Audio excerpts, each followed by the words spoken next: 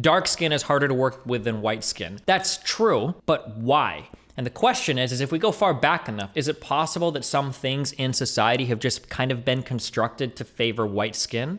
So for instance, it's kind of harder to see dark skin against most backdrops or whatever. Let's say hypothetically we had some Wakandan society where blah, blah, blah, blah, blah, right? Maybe there would be way more light backgrounds. Maybe there would be way more lighter clothing. Maybe in that type of society, if a white person were to come in and you had like these similar types of algorithms and it was all black engineers and black programmers, maybe dark faces would be like, oh yeah, we see this instantly, of course. Like all of our backgrounds are a certain way. But the white faces are actually a lot harder to detect, right? It's conceivable that that could be the case.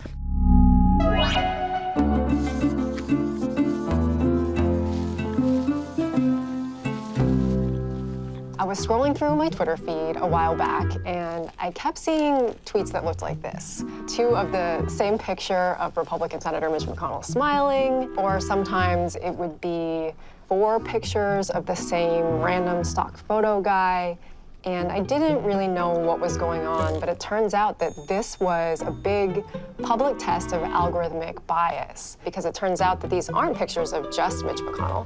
They're pictures of Mitch McConnell and Barack Obama. So people were uploading these really extreme vertical images to basically force this image cropping algorithm to choose one of these faces. People were alleging that there's a racial bias here. But I think what's so interesting about this particular algorithm is that it is so testable for the public. It's something that we could test right now. Twitter does offer you options to crop your own image, but if you don't use those, it uses an automatic cropping algorithm.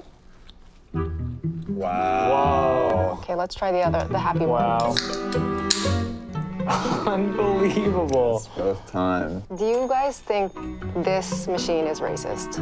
If the algorithm prioritizes white faces because it can pick them up quicker for whatever reason against whatever background, immediately it looks through the image and tries to scan for a face. Why is it always finding the white face first? With this picture, I think someone could argue that the lighting makes Christoph's face more sharp. I still would love to do a little bit more systematic testing on this. I think maybe hundreds of photos could allow us to draw a conclusion. I have downloaded a bunch of photos from a site called Generated Photos.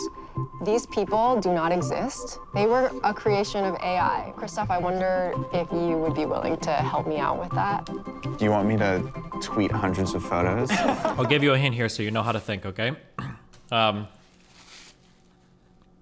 Calling it like racist machines or whatever is kind of loaded.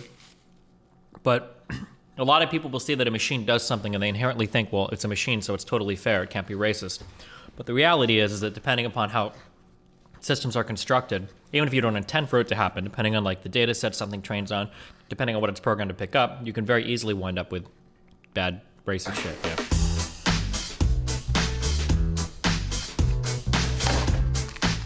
There may be some people who take issue with the idea that machines can be racist without a human brain or malicious intent, but such a narrow definition of racism really misses a lot of what's going on. I want to read a quote that responds to that idea.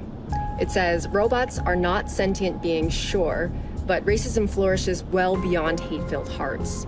No malice needed, no N-word required, just a lack of concern for how the past shapes the present."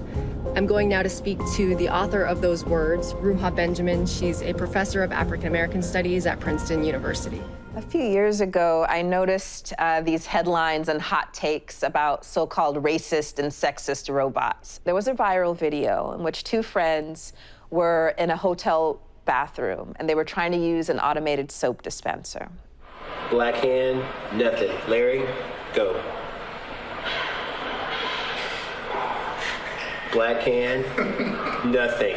And although these seem funny and they kind of get us to chuckle, the question is, are similar design processes impacting much more consequential technologies that we're not even aware of? When the sort of early news controversies came along, maybe 10 years ago, people were surprised by the fact that they showed a racial bias. Why do you think people were surprised? Part of it is a deep attachment and commitment to this idea of tech neutrality. People, I think because life is so complicated and our social world is so messy, really cling on to something that will save us and a way of making decisions that's not kind of drenched in the muck of all of human subjectivity, human prejudice and frailty. We want it so much to be We true. want it so much to be true, you know? And so the danger is that we don't question it. And still, we continue to have, you know, so-called glitches when it comes to race and skin complexion. And I don't think that they're glitches. It's a systemic issue in the truest sense of the word. It has to do with our computer systems and the process of design. We built this to help explain how machine learning works and what can go wrong. This black box is the part of the system that we interact with. It's the software that decides which dating profiles we might like, how much a rideshare should cost, or how a photo should be cropped on Twitter. We just see a device making a decision, or more accurately, a prediction. What we don't see is all of the human decisions that went into the design of that technology. The machine just had racist parents. Now, it's true that when you're dealing with AI, that means that the code in this box wasn't all written directly by humans, but by machine learning algorithms that find complex patterns in data. But they don't just spontaneously learn things from the world, they're learning from examples. Examples that are labeled by people, selected by people, and derived from people too. See, these machines and their predictions, they're not separate from us or from our biases or from our history, which we've seen in headline after headline for the past 10 years. We're using the face tracking software, so it's supposed Wait, to... I feel like these are both the examples that I had on my fucking positions page. March 31st, more Destiny fans. Follow me as I move. As you can see, I do this, no following. Not really follow me. Wanda, if you would, please. Sure.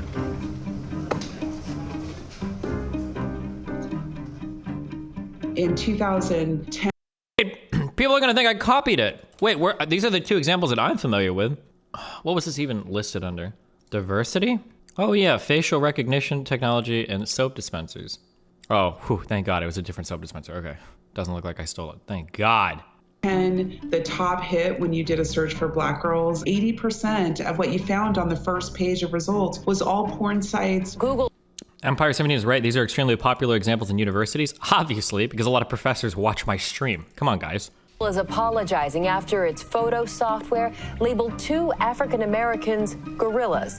Microsoft is shutting down its new artificial intelligence bot after Twitter users taught it how to be racist. In order to make yourself hotter, the app appeared to lighten your skin tone. Overall, they work better on lighter faces than darker faces, and they worked especially poorly on darker female faces. Okay, so I've noticed that on all these damn beauty filters, they keep taking my nose and making it thinner. Give me my African nose back, please. So the first thing that I tried was the prompt was 2 Muslims. And the way it completed it was 2 Muslims, one with an apparent bomb, tried to blow up the federal building in Oklahoma City in the mid-1990s. Detroit police wrongfully arrested Robert Williams based on a false facial recognition hit. There's definitely a pattern of harm that disproportionately falls on vulnerable people, people of color. Then there's attention, but of course the damage has already been done. Somebody emailed me a really interesting thought experiment, and I think I emailed them something back, but I don't know how confident I felt with the answer. Let's say that for the coronavirus, let's say that a vaccine was discovered, but the vaccine only worked on white people. Would it be ethical to create and publish that vaccine? Now, ignore the herd immunity shit, because that's the boring way to answer that question. And I know some fucking moron in chat is already typing up, well, Destiny, if the majority of white people are protected against it, then that protects black people too, blah, blah, blah, which it ignores the entire hypothetical, which is boring, okay? But yeah, I don't know, that kind of stuff is, I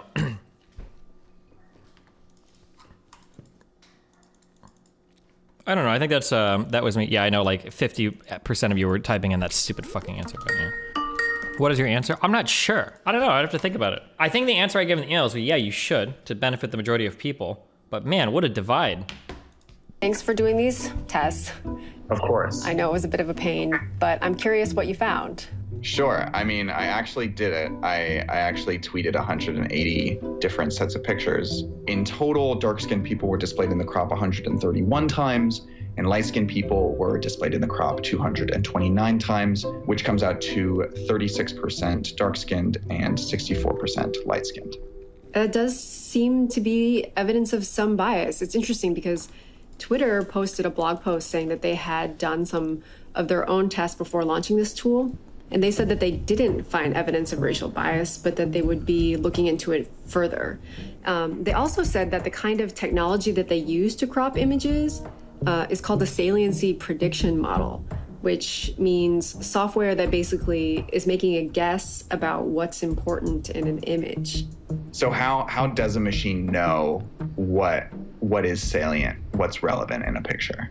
Yeah, it's really interesting, actually. There's these saliency data sets that documented people's eye movements while they looked at certain sets of images. So you can take those photos and you can take that eye tracking data and teach a computer what humans look at. So Twitter's not going to give me any more information about how they trained their model, but I found an engineer from a company called Gradio. They built an app that does something similar. Something that I think is really interesting about all of this is I'm willing to bet that once you start to get into this hardcore like ML world, it wouldn't surprise me if the way that computers construct their algorithms is actually pretty similar to how humans do it. Like we'll look at like an ML like learning like on a data set and it's like, okay, this is so stupid. So all it does is scans, it looks at a bunch of shit, and then stuff that stands out is like it represents as like important data. Like how, but like if you think about it, I'm really curious if human training is more or less like the same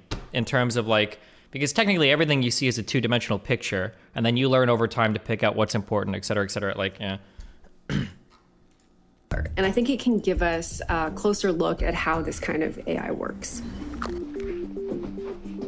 Hey. Hey. Joss. Nice to meet you. Nice to meet you. So you and your colleagues built... in the meanwhile, if you turn parental controls on in iOS, it will block any website with Asian in the URL. Oh, because it thinks it's porn? Nice. Saliency cropping tool that is similar to what we think Twitter is probably doing. Yeah, we took a public machine learning model, hosted it on our library, and launched it for anyone to try. And you don't have to constantly post pictures on your timeline to try and experiment with it, which is what people were doing when they first became aware of the problem. And that's what we did. We did a bunch of tests just on Twitter. But what's interesting about what your app shows is the sort of intermediate step there, which is the salient. In ML, it's all about the data set. Most likely, black people are vastly underrepresented in the data set, and it overtrains to white and Asian men. Yeah, that's probably somewhat true. There's probably also going to be some actual like sensor bias in as well, I imagine. Like even if the data set was perfectly 50-50, my guess is in general, white faces are probably going to be easier to detect depending on lighting conditions and everything as well, right? That'd be my guess, but. Prediction. Right. Yeah, I think that intermediate step is important for people to see. Well, I brought some... ML ethics seems pretty hard to determine what's right. Yeah, because computer stuff, I think, truly illustrates why kind of like philosophy kind of predates or precedes a lot of the questions. We kind of take it for granted in science and technology. Well, you know, if we're doing this, technologically speaking, it's obviously right because it's just technology. It can't be right or wrong. But that's because we never really think about the preceding steps of like, well, how do we aim technology? Because usually in society, that's all kind of like given to you. Like even people that work in research don't really think about this stuff, right? Like if you work in research for like medicine, you're never really thinking like, well, why am I researching how to cure a disease? Like couldn't I be researching like some random chemical that just fucking affects the color of tree bark, right? Like it's always just kind of assumed like, oh, well, we're doing things to help humanity, or we're doing things right. But I think that like, especially with computer stuff, because it's such a new field and it's so kind of detached from the existing sciences, I think it causes you to step back and it's like, Destiny, doctors take ethics. The ethics course that you take in pre-med has nothing to do with ethics and philosophy, okay? It is not even remotely similar to what I'm talking about. I think that when you're working on a lot of like the computer related stuff, because it's so detached and because it's so unprecedented, there is, it really forces you to go back and like, okay, wait, well, hold on. Like, what is the actual goal here? Or what do we consider goodness? Or what is our like end thing that we're aiming this at? And you really do have to like start to consider those things again. Pictures for us to try. These are actually the hosts of Glad You Asked. And I was hoping we could put them into your interface and see what... People on the left make these really interesting / important topics so cringe to talk about. That's because people on the left are cringe and stupid and uneducated and fucking morons. The Salience Prediction is. Sure, just upload this image here. Okay, so we have a saliency map. Clearly, the prediction is that faces are salient, which is not really a surprise, but it looks like maybe they're not equally salient. Right. Is there a way to sort of look closer at that? So what we can do here, we actually built it out in the app where we can put a window on someone's specific face, and it will give us a percentage of what amount of saliency you have over your face versus in proportion to the whole thing. That's interesting. Yeah. She's fabulous in the center of the picture, but she's actually got a lower percentage of the salience compared to... I wonder if the eye tracking tests were done on majority white people or if it was both white and black. The problem is that building these data sets would be too hard too, or would be incredibly difficult as well, because even in a society where you perfectly represent for black and white people, so, oh, we've eliminated the racism, or we've eliminated the racial bias, you can still have a preference in society for white features. So black people could still exhibit some sort of implicit bias, racial preference towards white people, even if you're using like a data set comprised of black viewers. You know, there's like a lot, it's a really, really, really difficult question to Cleo, who's to her right. Right, and trying to guess why a model is making a prediction and why it's predicting what it is a huge problem in machine learning. It's always something that you have to kind of backtrace to try and understand, and sometimes it's not even possible. Mm-hmm. I looked up what data sets were used to train the model you guys used, and I found one. It's partially data sets, but it's also that dark skin is harder to work with, plus the beauty standard is fucked because your data for hot people is... Yeah, but so like, if we can go really far back though, and maybe find answers to that. So for instance, like dark skin is harder to work with than white skin. That's true, but why? And the question is if we go far back enough, is it possible that some things in society have just kind of been constructed to favor white skin?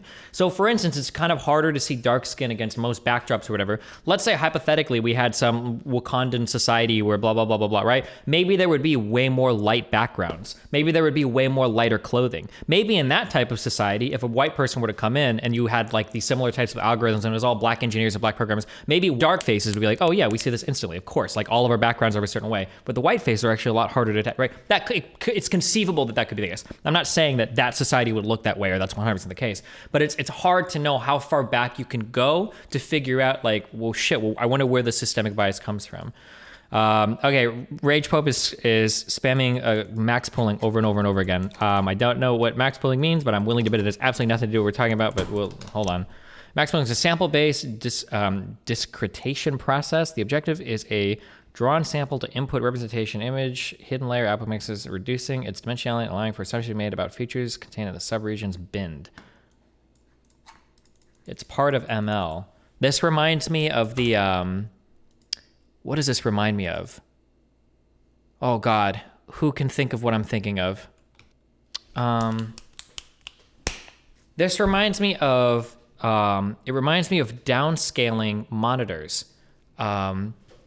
There is, what is the algorithm I'm thinking of? There's a name for this. There's a shortcut of this. It's not, it's the reason why when you downscale from 4K down to, super sampling. It might be super sampling. There's something that goes on with colors. Is it YUV? Is that what I'm thinking of? There's something that goes on with colors in a monitor where you have like a color value for every single square. Salience Music, Hold on. $5. Neural network models have similarities with our brains, but the structure of neurons in our brains is way more complicated than neural network models. Thank you. Where you can have an individual and unique color for every single square. However, for every 4 squares, you have like a similar brightness value, a lumen value. Am I thinking of YUV compression? Am I making this up? Does anyone know what I'm talking about? Oh, chroma subsampling. That might actually be what I'm thinking of. It's probably like a similar matrix of this or whatever.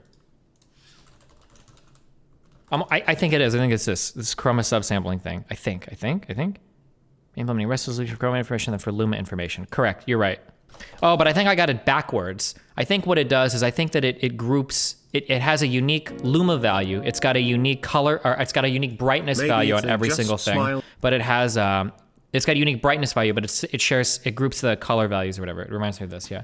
Maybe they smiled, the algorithm sound good one. This is why chroma subsampling is why if you take a 4K video and you downgrade it to 1080p, it looks better than native 1080p videos sometimes. It's because of the way that downsampling works. But okay, sorry. That was created by researchers at MIT back in 2009. So it was originally about 1,000 images. We pulled the ones that contain face. Go back to the page you went to because of Rage Web. It explains that it uses edge detection, and edge detection is literally just harder on low contrast faces. Yeah, but that's what I'm saying. It would be higher contrast with backgrounds conceivably in different types of societies, right? That's what I'm saying. It stands for YCBCR. Maybe it's that one. Faces. Any face that we could find that was sort of big enough to see. And I went through all of those, and I found that only 10 of the Destiny is really going down the rabbit hole that black people are harder to detect. Why this is? Why are you spamming in all caps? Are you okay? The conversation makes you uncomfortable. Go somewhere else. That's just about 3%, included someone who appeared to be of black or African descent. Destiny, please, it's 100% due to darker colors being less useful, e.g. backgrounds, low light objects, shadows. Okay, never mind. You're right. Yeah, I mean, if you're collecting a data set through Flickr, you're first of all, you're biased to people that have used Flickr back in, 2009 you said or something? And I guess if we saw in this image data set, if there are more cat faces than black faces, we can probably assume that minimal effort was made to make that data set representative. You should save all the paint explanations you do on stream and sell them as NFTs, soy. Gotcha.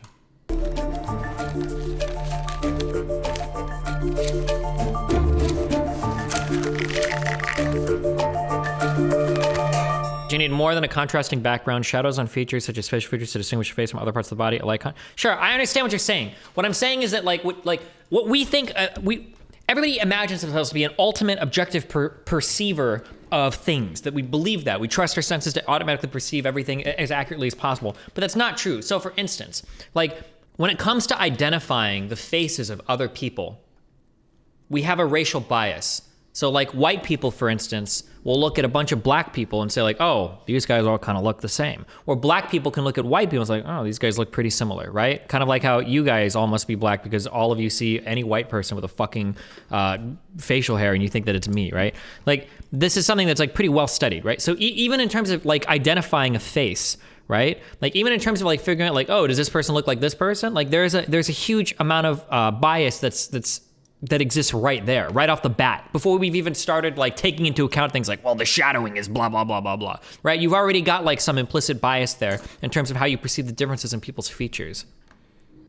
The accuracy of eyewitness memory is significantly affected by the ethnic identity of both the suspect and the eyewitness. An individual can more accurately recognize a face belonging to his or her own race than an individual whose race differs from that of his or her own. Jesus. When someone collects data into a training data set, they can be motivated by things like convenience and cost, and end up with data that lacks diversity. Despite how well studied this is, I'm curious why you're applying so much of this bias to computer programming. Because we're talking about computer program. We're talking about machine learning right now. What the fuck else would I apply it to? That type of bias, which we saw in the saliency photos, is relatively easy to address. If you include more images representing racial minorities, you can probably improve the model's performance on those groups. But sometimes, human subjectivity is embedded right into the data itself. For example, our data on past crimes in part reflects police officers' decisions about what neighborhoods to patrol and who to stop and arrest. We don't have an objective measure of crime, and we know that the data we do have contains at least some racial profiling, but it's still being used to train crime prediction tools. And then there's the question of how the data is structured over here. Say you want a program that identifies chronically sick patients to get additional care so they don't end up in the ER. You'd use past patients as your examples, but you have to choose a label variable. You have to define for the machine what a high-risk patient is. There's not always an obvious answer. A common choice is to define high risk as high cost, under the assumption that people who use a lot of healthcare resources are in need of intervention. Thanks for the content, King. Thanks for the content, King. Then the learning algorithm looks through the patient's data, their age, sex, medications, diagnoses, insurance claims, and it finds the combination of attributes that correlates with their total health costs. And once it gets good at predicting total health costs on past patients, that formula becomes software to assess new patients and give them a risk score. But instead of predicting sick patients, this predicts expensive patients. Remember, the label was cost. And when researchers took a closer look at those risk scores, they realized that label choice was a big problem. But by then, the algorithm had already been used on millions of Americans. It produced risk scores for different patients. And if a patient had a risk score of almost 60, they would be referred into the program for screening, further screening. And if they had a risk score of almost 100, they would default into the program. Now, when we look at the number of chronic conditions that patients of different risk scores were affected by, we see a racial disparity where white patients had fewer conditions than Black patients at each risk score. That means that Black patients were sicker than their white counterparts when they had the same risk score.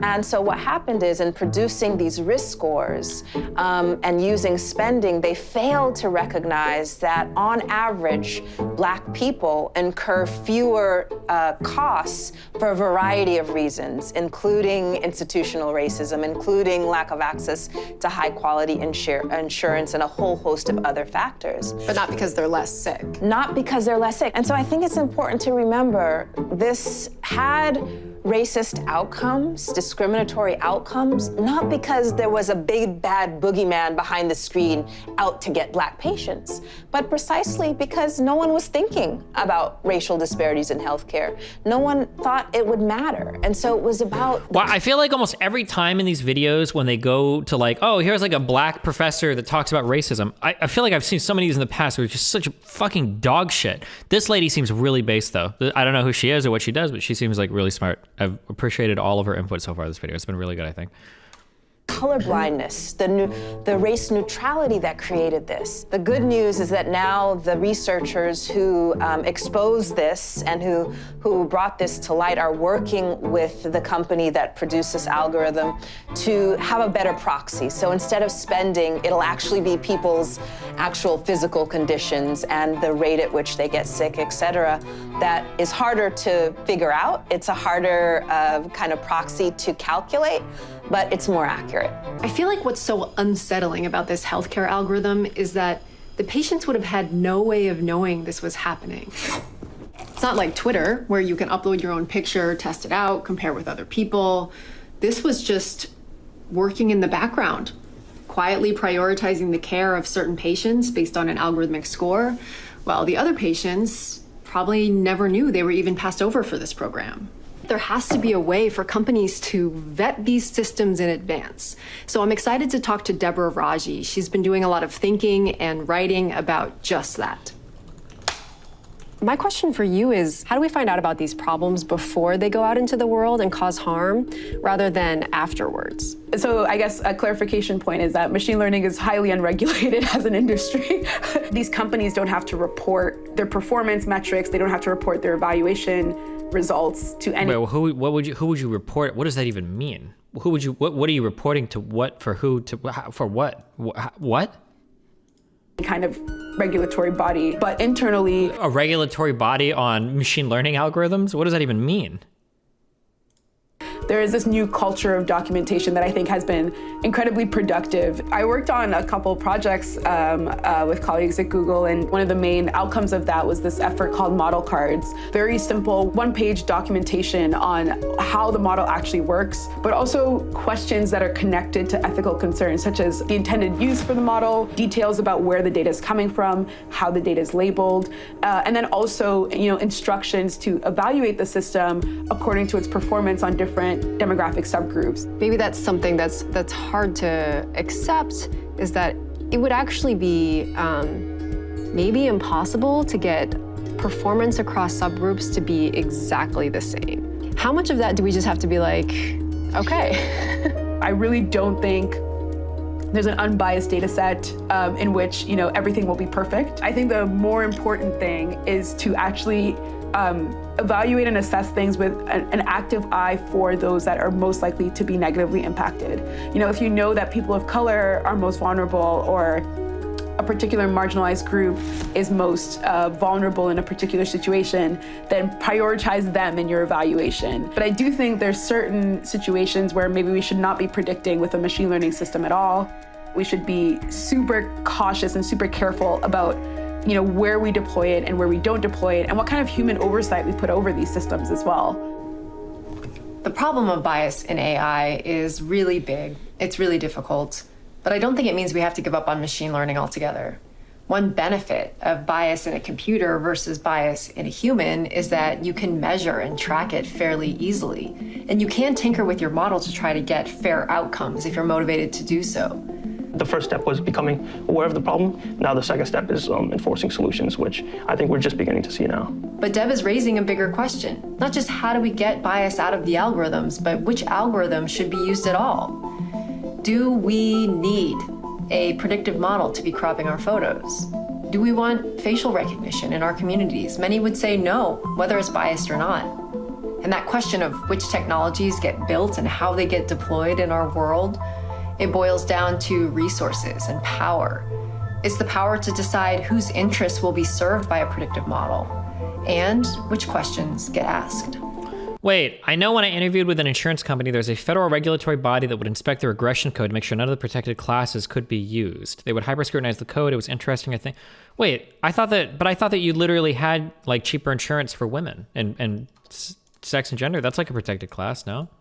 You could ask, okay, I want to know how landlords are making life for renters hard. Which landlords are not fixing up their buildings? Which ones are hiking rent? Or you could ask, okay, let's figure out which renters have low credit scores. Let's figure out the people who have a gap in unemployment, so I don't want to rent to them. And so it's at that problem of forming the question and posing the problem that the power dynamics are already being laid that set us off in one trajectory or another. And the big challenge there being that with these two possible lines of inquiry, one of those is probably a lot more profitable than the other one. Exactly. And too often the people who are creating these tools, they don't necessarily have to share the interests of the people who are posing the questions, but those are their clients. So the question for the designers and the programmers is, are you accountable only to your clients? Or are you also accountable to the larger body politic? Are you responsible for what these tools do in the world? You can't see me here, can you? Wow. I don't think we want, sometimes I think we don't want some algorithms because I don't think people actually want accuracy in some areas, even if people pretend they do. I will defend this argument till the day that I die, okay? A lot of people, in my opinion, made a whole bunch of bullshit arguments about why traffic cameras shouldn't exist. Well, we have a right to confront our accuser and they're unconstitutional, blah, blah, blah, blah, blah. I think it was all bullshit. I think the reality was that a lot of people like to speed and they don't want fucking speed limits to be 100% enforced. I think it was just the idea that a lot of people are like, you know what? I think a lot of traffic laws are kind of bullshit sometimes. I don't want a camera enforcing these 100% of the time on me. Fuck this shit. And I think that's where a lot of the pushback from that shit came from. I don't think anything, I don't believe that fucking, like, my privacy as I fucking log into my Android phone, I go into my Google, I search for something in my inbox and a whole fucking shadow profile is created on me that can like pinpoint my fucking porn preferences or some shit. Like, bullshit. I don't think it had anything to do with fucking privacy.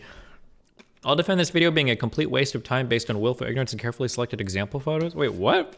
I'm pretty sure that bias and recognition software is a pretty well-established thing. I don't think it's very controversial. Didn't they have a whole scam with the traffic cameras where they decreased light times to bait people into running the light? I don't know, that'd be funny. I just don't like the idea of the state using automated policing to use people as a source of fundraising. But I don't think you're right. I don't agree with you. I don't think you believe that argument, Lycan. Because if I were to automate policing of like sex trafficking or of like assault or thieving, like I'm pretty sure you'd be okay with all of that. Like, oh, well, every time somebody breaks into a place, the camera automatically finds them like $5. I'm pretty sure you'd be okay with it. I think most people would. I think the idea is specifically people just think a lot of speeding laws are bullshit. That's what I think. Remember to hit that like and subscribe and don't forget the notification bell so that my videos show up right in your feed. Oh, really? What? What? Add command URL amount 5 add message. Oh, Wow, your fuck. music Oh, no. theory brain is so big but your head is the proportional size. Thank you. Bonus meme, Pepe wins.